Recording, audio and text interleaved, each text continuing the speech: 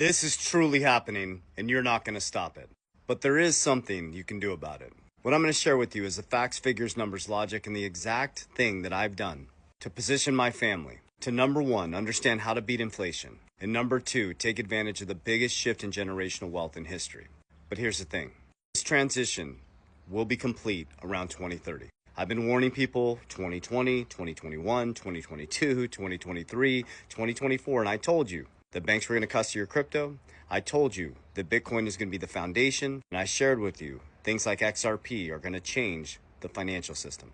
I got ridiculed, I got made fun of, but there's a different mindset that I have. I'm not a hopium guy, I'm not a price prediction guy, I'm not your guy to get you hyped up.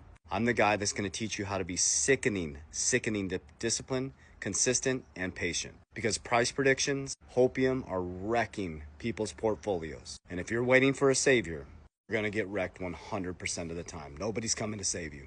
Trump, out of the billionaires, is one of the top holders in Bitcoin. Larry Fink is the number 2 holder in Bitcoin through IBIT, BlackRock's Bitcoin ETF.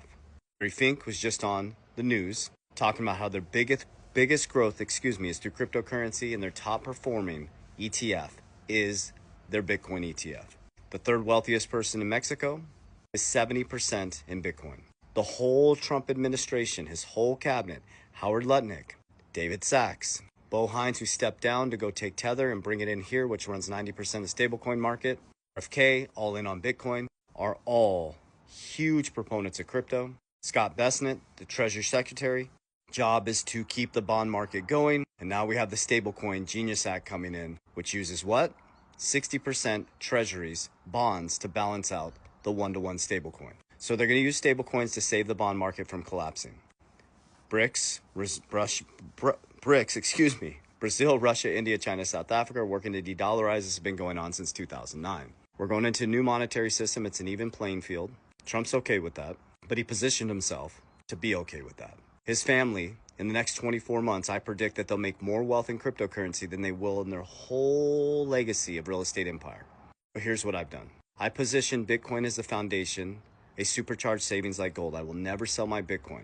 I'm obviously not going to get my biggest bang for my buck. When people say you can't get rich off Bitcoin, it blows my mind. I make 50% every year off my Bitcoin. Where the hell can you make 50% when your dollar's collapsed 24% since 2020?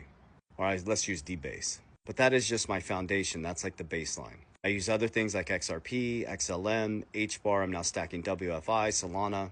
Those are my big shots. But I'm willing to hold for years and years and years to get that price appreciation. I already had a massive price appreciation, 800% on my XRP from 2020 to 2024 when Trump got elected. And so as you sat in your cash, I transmuted my energy, which is money in motion. That's all money is. And I moved it to beat inflation. So I focus on cash flow. Cash is trash. I get cash from my business.